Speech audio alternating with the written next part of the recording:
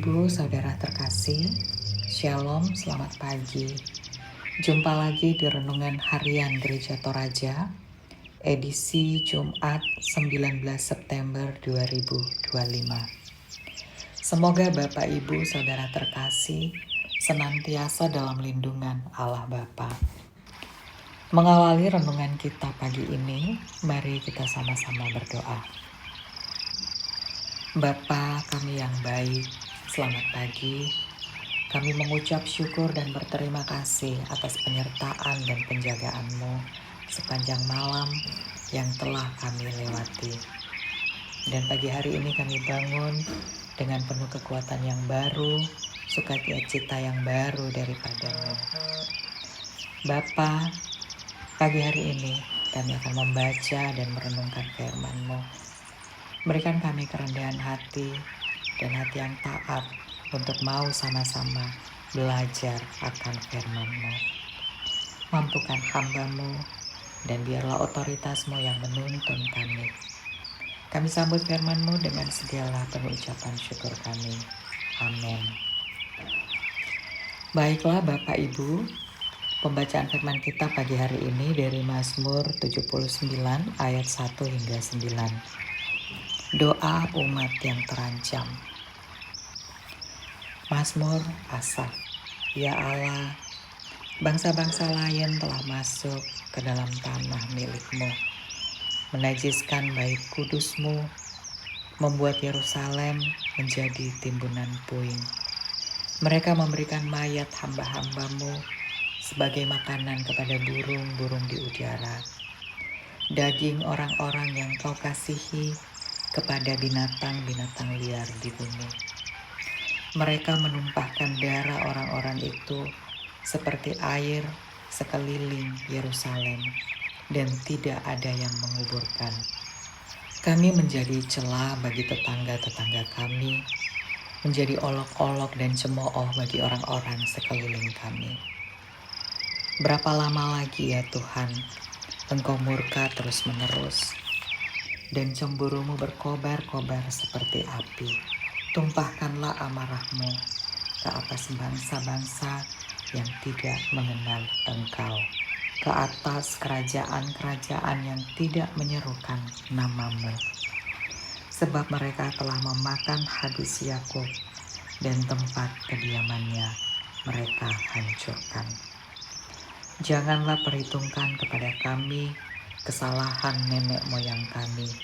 Kiranya rahmat-Mu segera menyongsong kami, sebab sudah sangat lemah kami.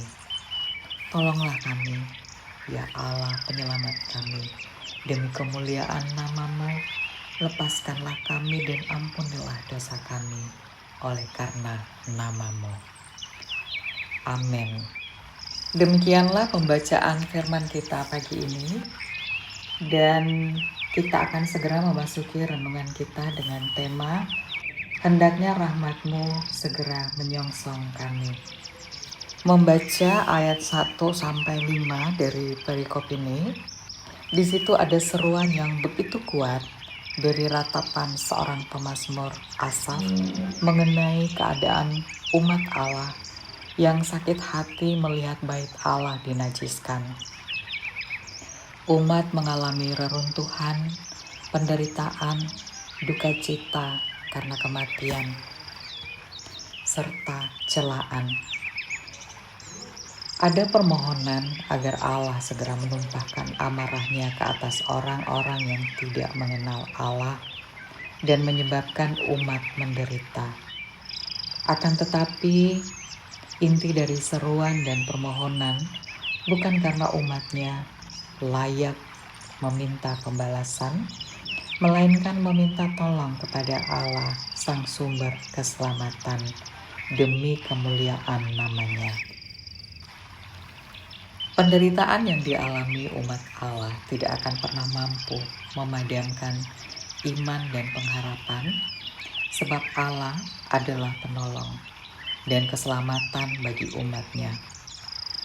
Pemazmur mengajak kita untuk meminta pengampunan atas dosa-dosa kita, agar kita kudus dan diteguhkan dalam iman di tengah-tengah kesulitan hidup. Mungkin kita pernah merasa bahwa yang tersisa dari kehidupan beriman kita hanyalah pergumulan dan penderitaan. Kita bisa saja tergoda mengeluh dan mengejam keadaan yang memilukan di tengah hidup beriman. Tetapi ingatlah bahwa keluhan dan kecaman kita adalah ekspresi kejujuran akan ketidakberdayaan kita, sehingga tercipta relasi yang begitu kuat dengan Allah yang memampukan kita untuk terus bertahan. Kita dapat saja bersuara dengan sangat keras terhadap berbagai ketidakbenaran dan ketidakadilan, namun andalan kita adalah tetap bersandar pada belas kasihan Allah. Iman yang teguh bukan sekedar tuntutan murahan agar Allah segera menyatakan pembalasan bagi yang jahat. Namun iman yang teguh adalah iman yang menaruh setiap beban penderitaan yang dipikul sembari berkata, hendaknya rahmat-Mu segera menyongsong kami. Amin. Bapak, Ibu, Saudara yang saya kasihi, demikianlah renungan kita pagi ini. Dan kita sampai pada satu kesimpulan bahwa dalam setiap seruan kita, baik dalam situasi kesengsaraan, memohon ampun, memohon perlindungan dari musuh, bahkan pembalasan dan janji syukur atas pemulihan pun, kita harus selalu meminta campur tangan Allah Bapa kita demi kemuliaan namanya. Dan biarlah firman Tuhan ini selalu menjadi berkat bagi kita, menguatkan kita dimanapun kita berada, dan mengajarkan kita bahwa dalam kondisi apapun selalu meminta kepadanya, selalu berseru kepadanya untuk campur tangan memegang kendali kehidupan kita sehari-hari. Bapak, Ibu, Saudara terkasih, kita akan akhiri renungan kita pagi ini. Mari kita tutup dengan doa. Bapa di dalam sorga, terima kasih atas firman-Mu pagi ini.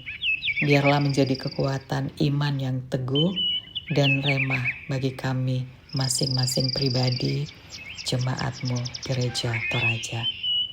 Ya Bapa, kami mengakui dosa-dosa kami dan memohon kepadamu demi kemuliaan-Mu yang kudus untuk mengampuni kami dan melepaskan kami dari penderitaan dan kesulitan yang sedang anak-anak-Mu alami. Beri kami kekuatan hati dan mampukan kami dalam menjalani hari-hari kami, aktivitas kami, dan biarlah karunia keamanan di segala penjuru menjaga setiap jemaat-Mu dimanapun mereka berada. Terima kasih Tuhan Yesus, kiranya anugerah damai sejahtera-Mu menyertai kami hari ini. Amin. Demikianlah Bapak, Ibu, Saudara terkasih, renungan kita pagi hari ini. Selamat menikmati kasih karunia Tuhan. Tuhan Yesus memberkati. Amin.